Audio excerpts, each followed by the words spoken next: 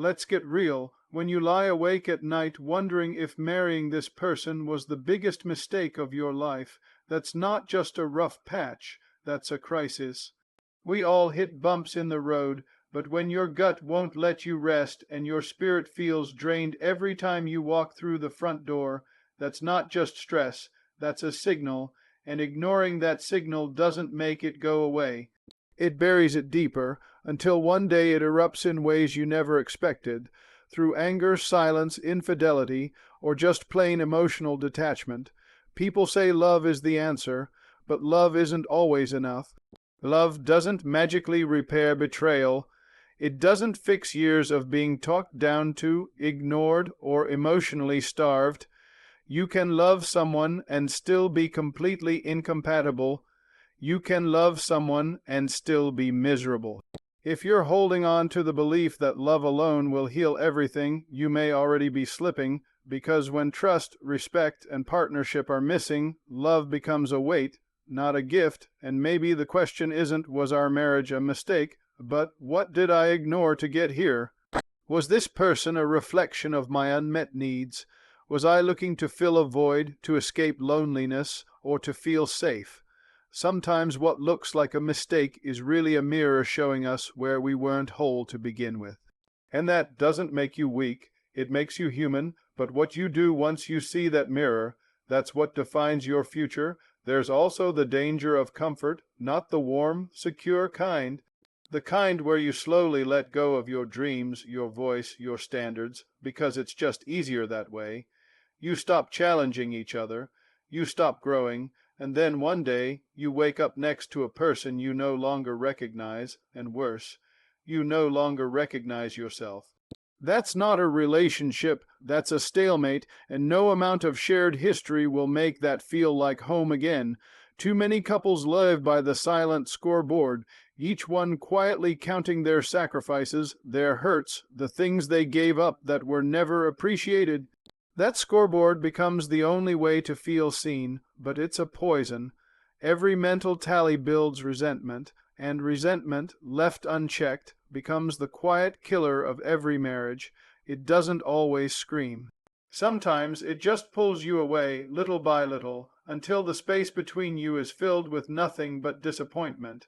People stay for all kinds of reasons: kids, finances, family expectations, fear of starting over. But the truth is, children know when the love is gone. They see the tension. They feel the coldness. And whether you realize it or not, they're learning about love and marriage not from your advice, but from what they watch unfold every single day. Staying together for the kids sounds noble, but sometimes what they need most is to see what healthy boundaries look like, even if that means separation. At the end of the day, not every marriage was meant to last. And that doesn't mean it was a total mistake. Maybe it taught you something. Maybe it gave you beautiful children. Maybe it showed you your worth, even in its collapse. But staying in the wrong relationship because you're afraid of change, that's the real mistake. You don't have to fix everything, but you do have to face it. Because the moment you stop lying to yourself is the moment you start reclaiming your life. Let's talk honestly about something most people are afraid to say out loud. Sometimes love isn't enough. We grow up on fairy tales and romantic movies that teach us love will conquer all, that if you care enough, it'll work out. But real life is messier than that. You can love someone deeply and still feel profoundly unhappy in your relationship. You can love someone and still find yourself questioning whether this life together is truly what you want. Love can be present, yet respect can be missing. Love can remain even as communication, emotional safety, and mutual support start to crumble. It's a hard truth to swallow, but one we must face if we want to be honest with ourselves. There's a moment in many marriages when one or both partners start to feel something is wrong. Sometimes it comes quietly, creeping in during the silence over dinner or the growing emotional distance. Other times it's loud, an argument, a betrayal, a breaking point. That's when the question begins to form, was this all a mistake? You may start looking back at the beginning, at the choices you made, the signs you ignored, the compromises that didn't feel like compromises back then. Hindsight often shines a harsh light, and while it's tempting to rewrite the past to justify the present, deep down, you know what you saw and felt all along. Some marriages are born out of timing, not truth. People marry because they think it's the right time, because everyone else is doing it, or because they fear being alone. There's a difference between marrying someone you can grow with and marrying someone to fill a space in your life. When the foundation is based on fear, pressure, or even fantasy, it tends to crack under the weight of real life, bills, kids, careers, illnesses, disappointments. These things test your bond, and if your connection was fragile to begin with, those cracks widen into canyons. It's not uncommon to feel trapped in routine. Life together becomes a cycle of responsibilities, schedules, and unspoken frustrations. Conversations get replaced with logistics. Passion fades into obligation. Some people mistake this for normalcy and call it growing up. But there's a difference between settling down and just plain settling. When two people stop trying, stop listening, and stop choosing each other, the relationship turns into something more like a contract than a connection. You share a house, a bank account, a last name, but not a life. Many couples play an internal game of keeping score. Who gave up more, who carries more weight, who tries harder. These mental tallies build resentment, and resentment is rarely loud at first. It starts in small, bitter thoughts, in eye rolls, in words left unsaid. Over time, it becomes a wall. You may not even argue anymore, not because things are better, but because you've both stopped believing anything will change. That's when the emotional divorce begins, long before anyone files paperwork.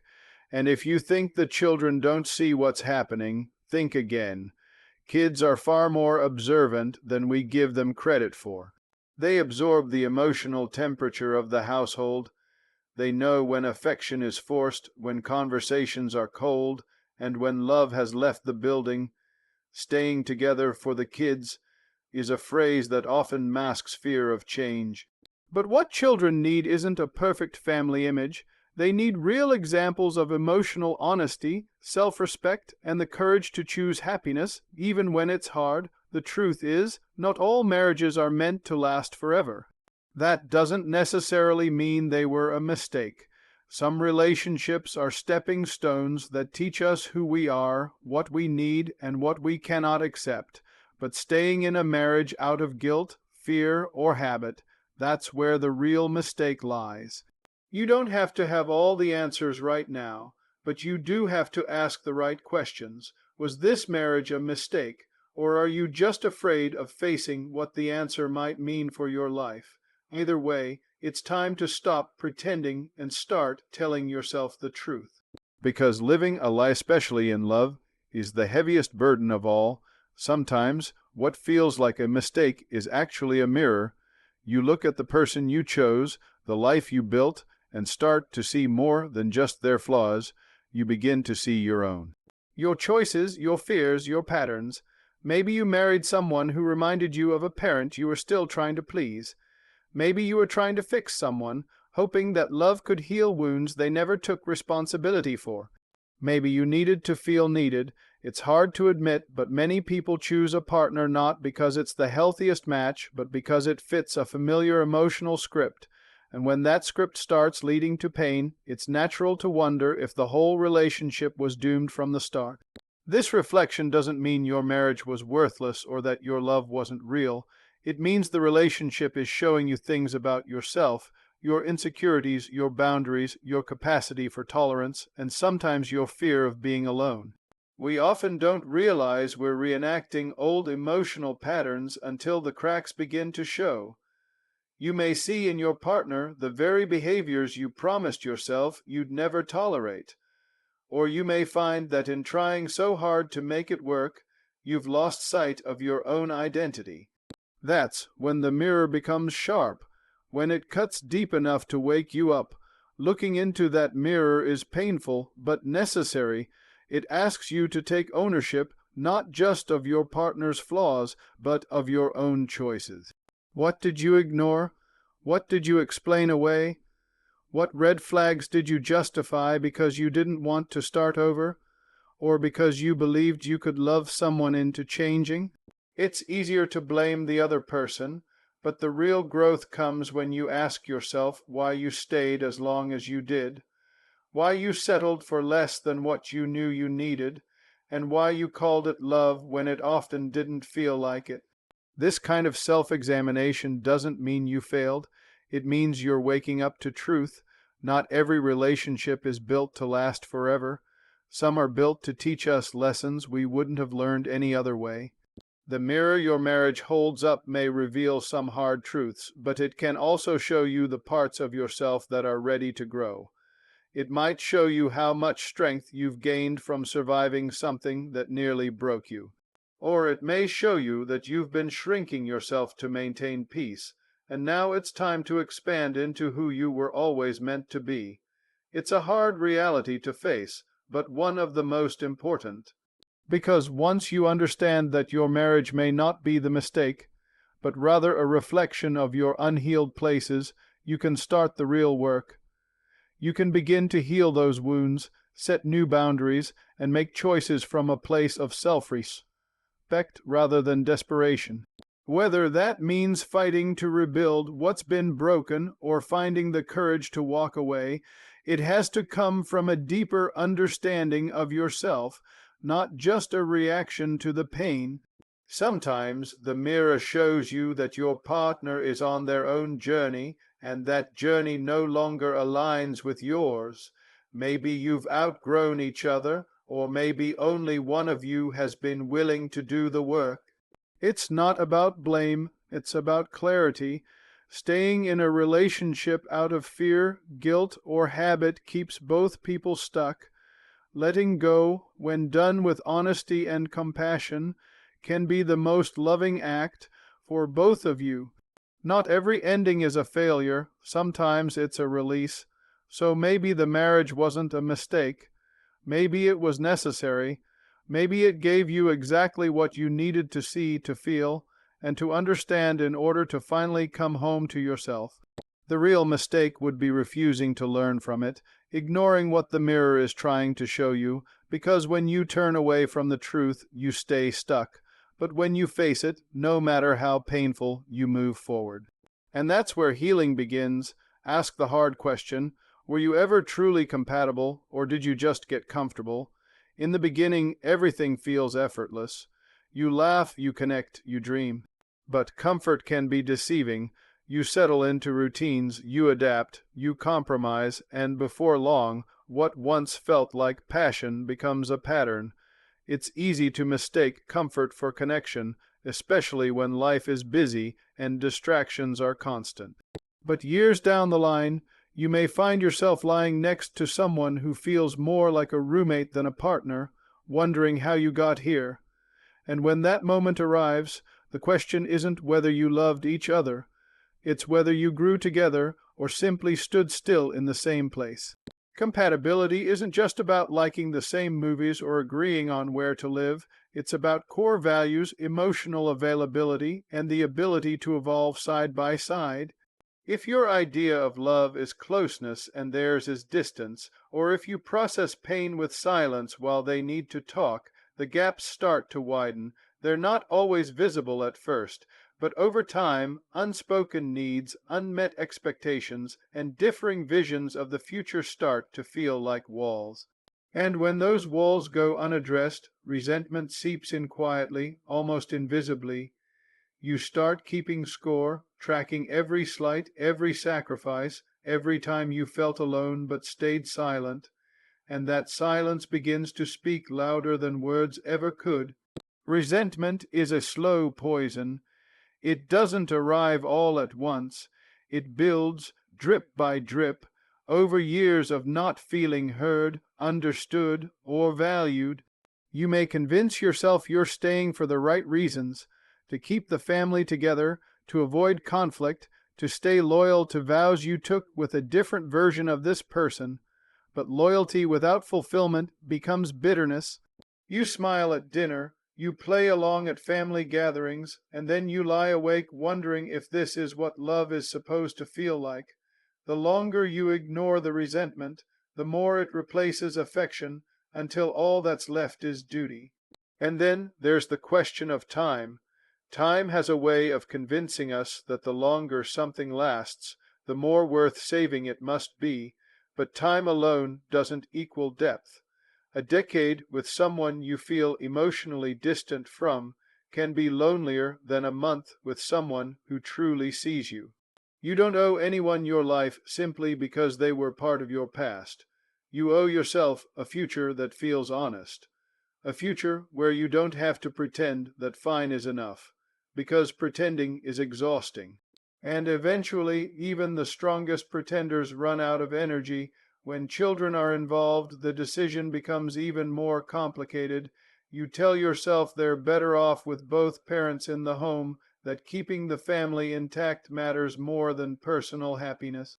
But children feel everything. They see the tension, hear the silence, watch the emotional gaps widen. You may not argue in front of them, but they can sense when love has gone cold.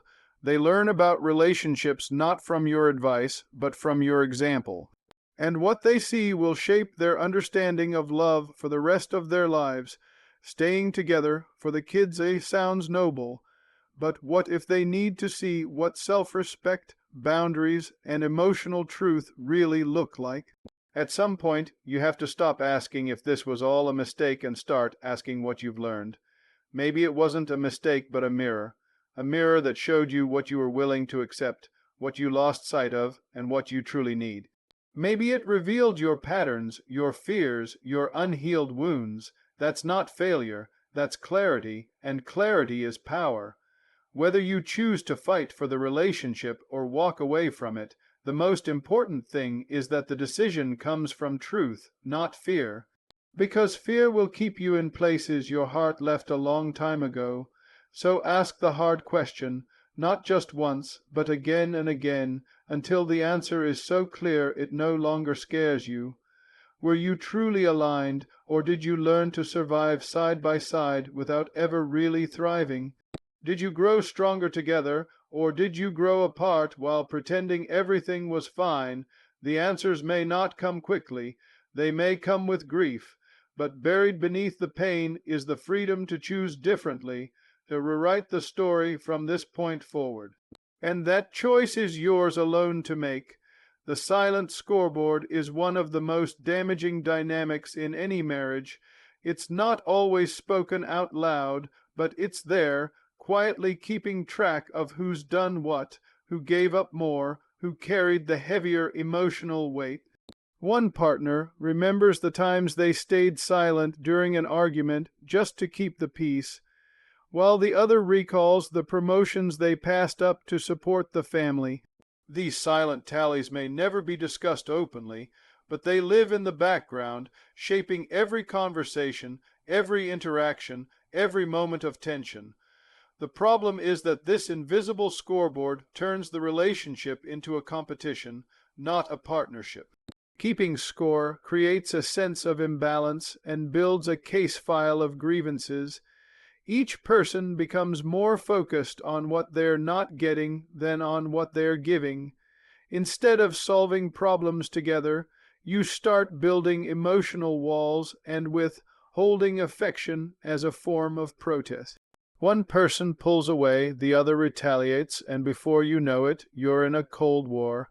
You may not even fight anymore, not because there's peace, but because both of you have stopped believing anything can change.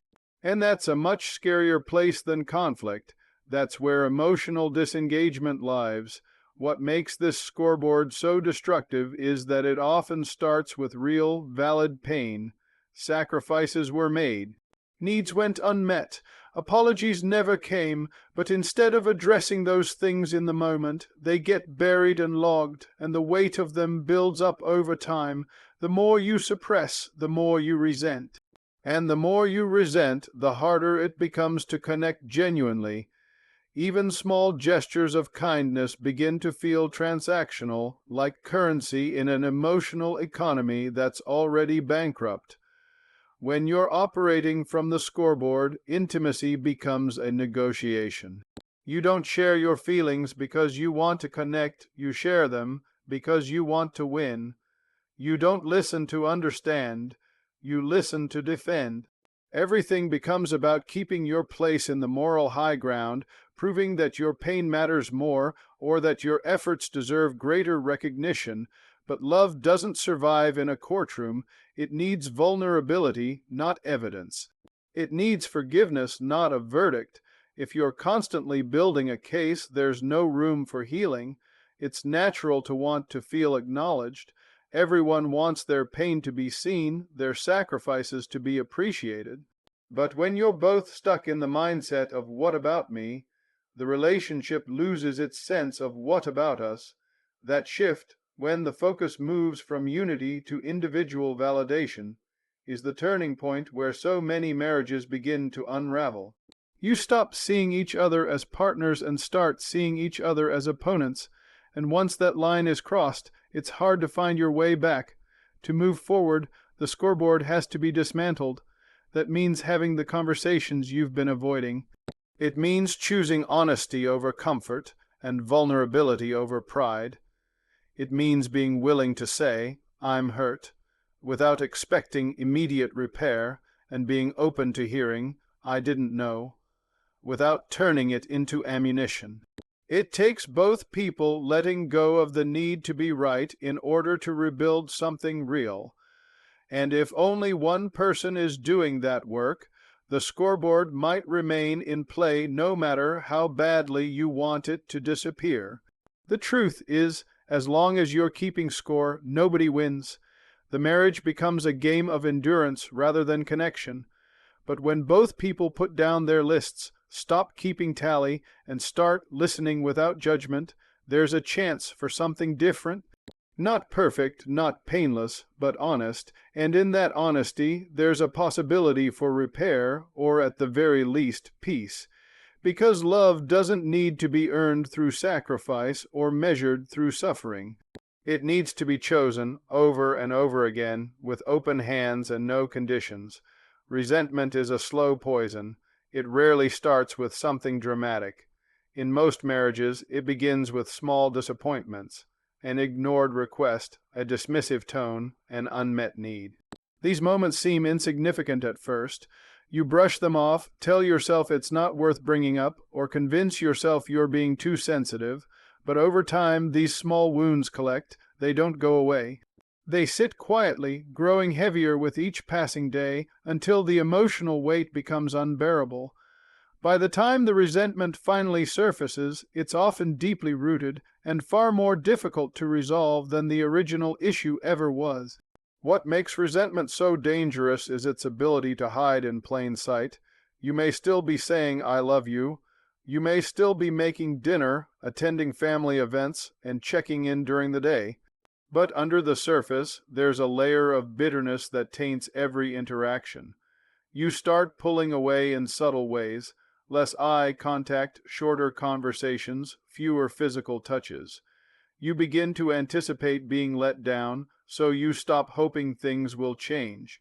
And once hope starts to fade, the emotional disconnect begins to feel normal, even inevitable. Communication breaks down when resentment is present. Conversations turn into battles for validation. You're not really listening to each other. You're listening for a chance to defend your hurt or prove your point.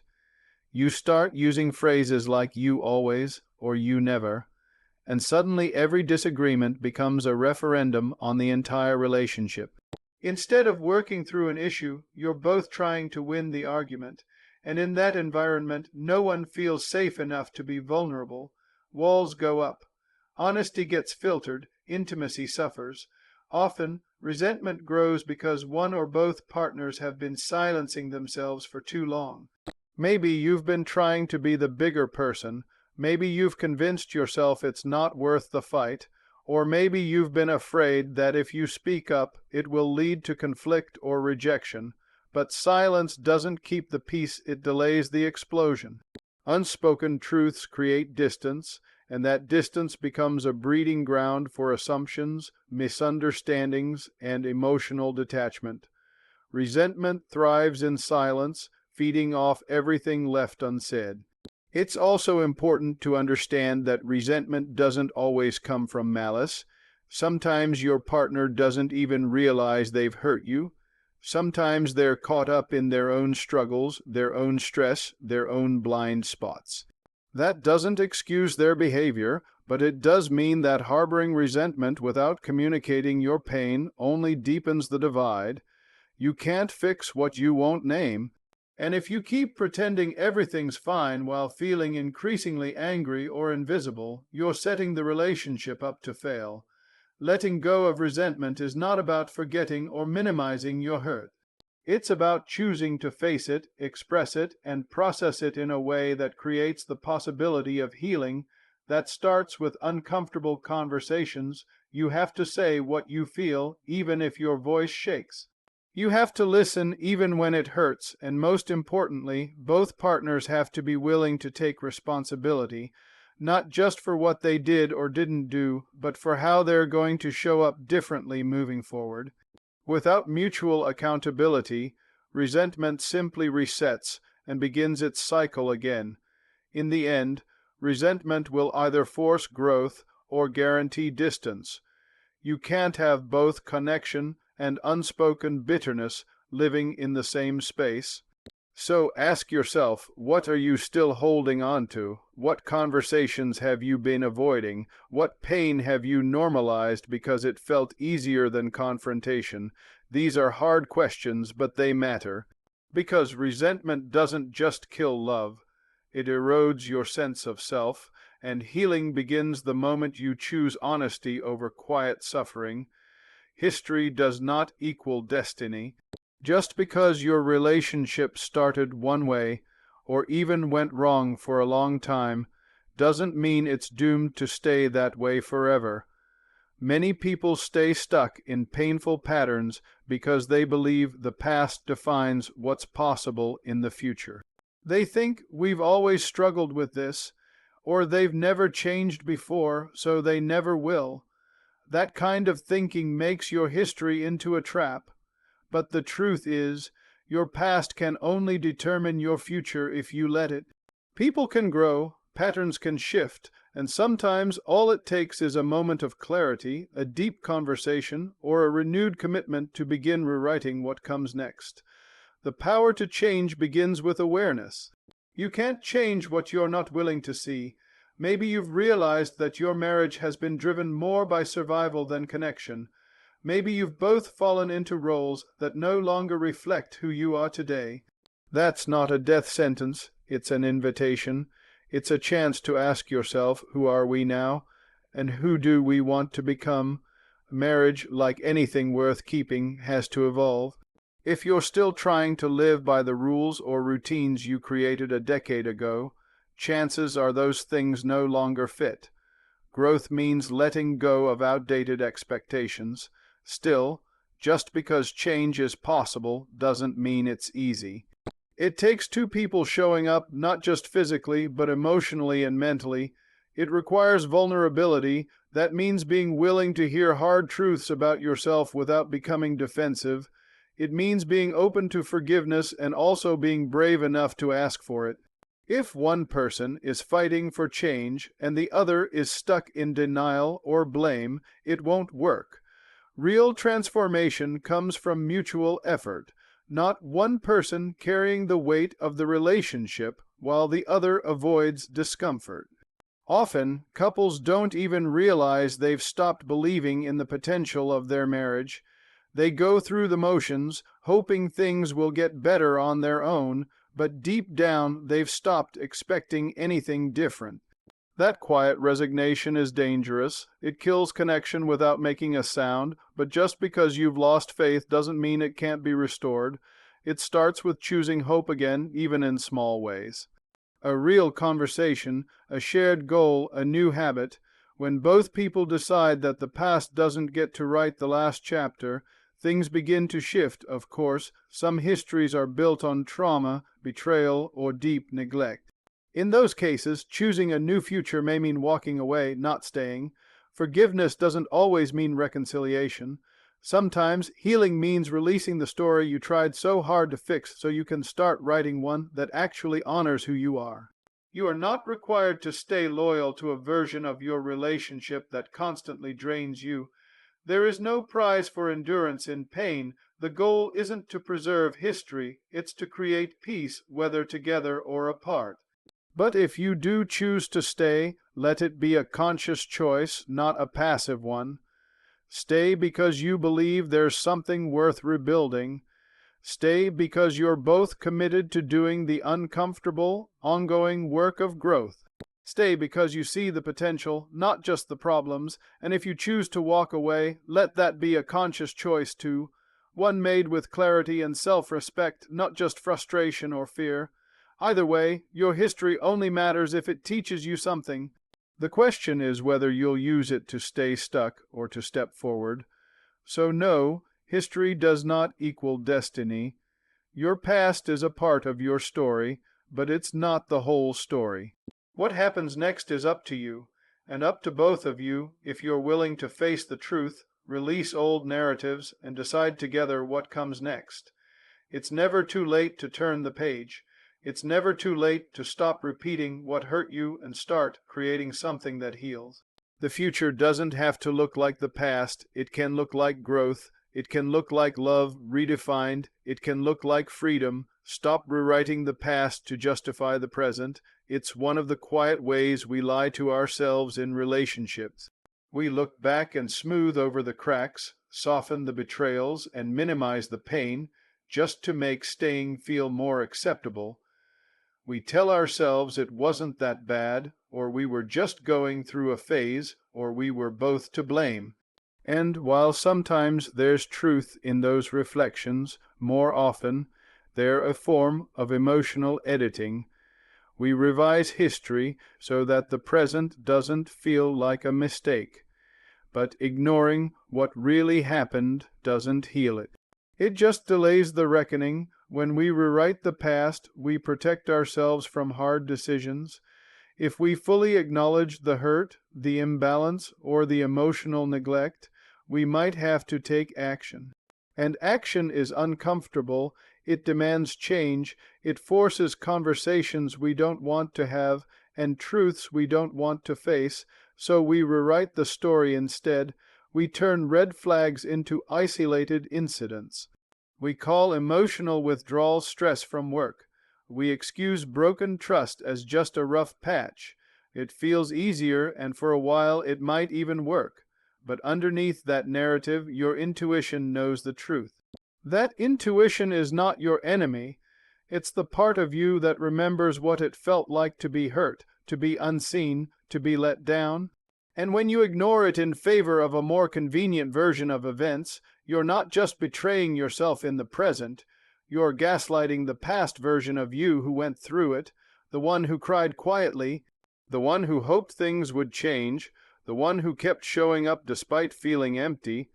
That version of you deserves to be acknowledged, not edited out of the story. Honoring your past isn't about holding on to pain. It's about telling the truth so you can make decisions based on reality, not fantasy. If your marriage has been built on half-truths and unspoken wounds, then it can't be strengthened by denial. Healing requires honesty, and that means letting the past be what it was, messy, painful, complicated, without dressing it up. Only then can you decide if the present you're living is something you actually want to keep choosing, or if you've just gotten really good at tolerating what doesn't serve you. Sometimes we cling to a version of the past that never really existed. We remember the good times more vividly than the bad. We highlight the laughter, the milestones, the photos, and we let those moments overshadow the loneliness, the tension, the emotional void. It's human nature to want to believe we've been okay, but belief without truth is a shaky foundation. Real love doesn't require you to forget the hard parts. It asks you to face them and still choose to grow. You don't have to hate the past to let it go.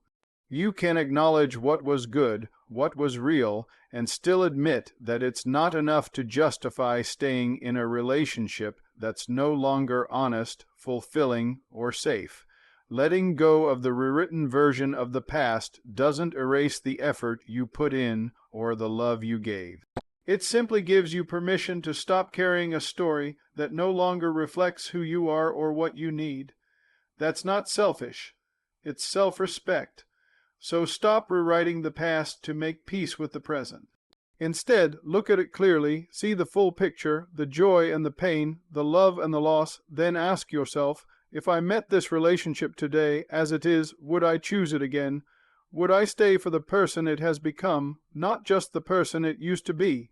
That's the question that matters, not the one that edits your history, but the one that honors your truth, past, present, and future.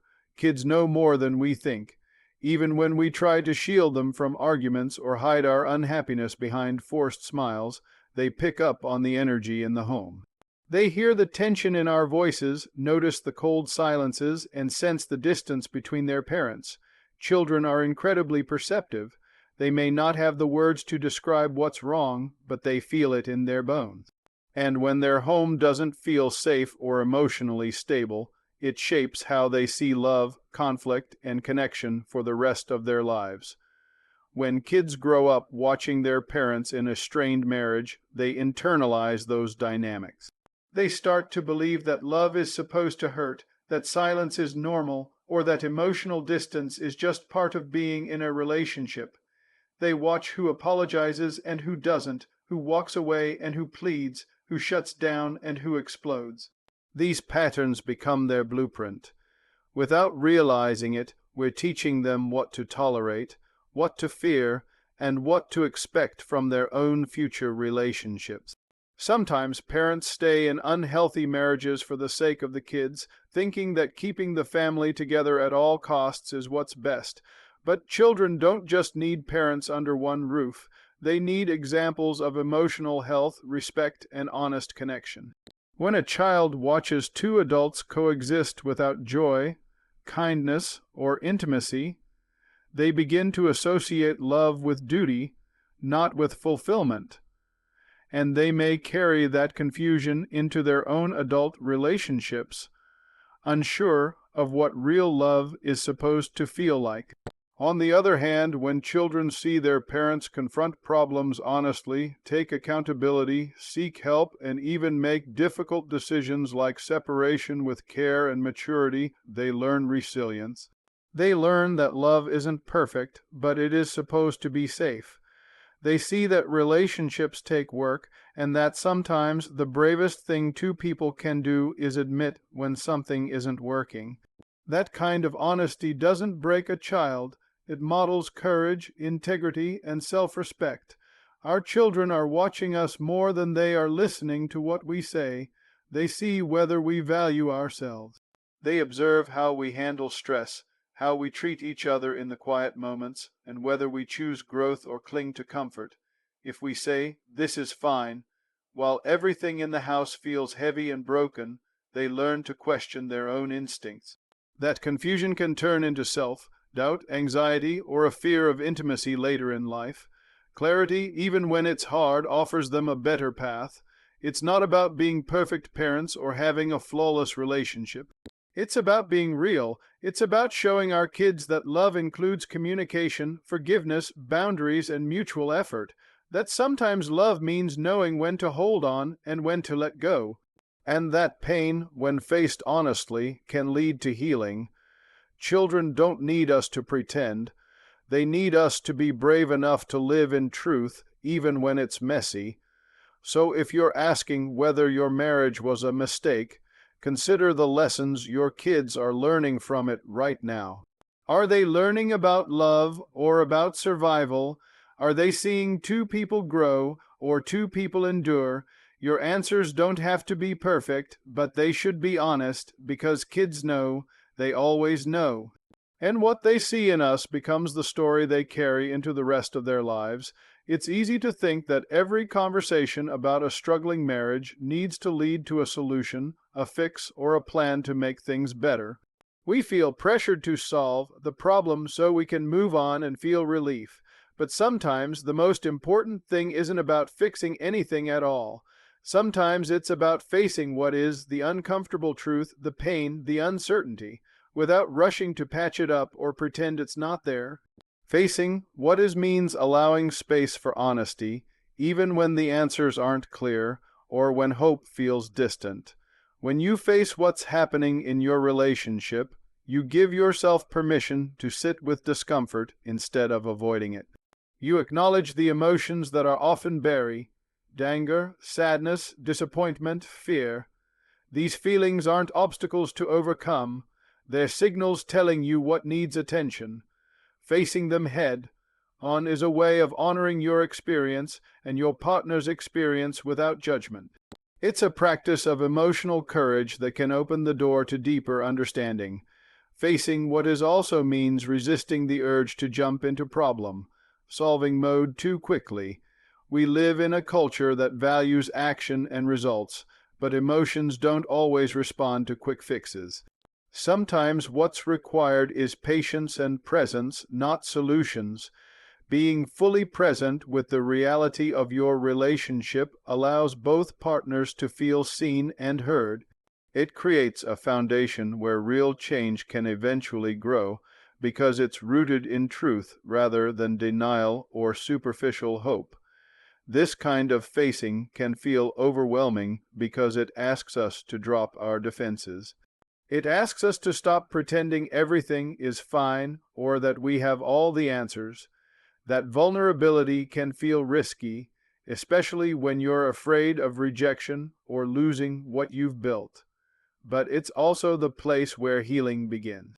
When both partners commit to facing the truth together, even the painful parts, it shows a willingness to engage honestly rather than retreat into silence or blame.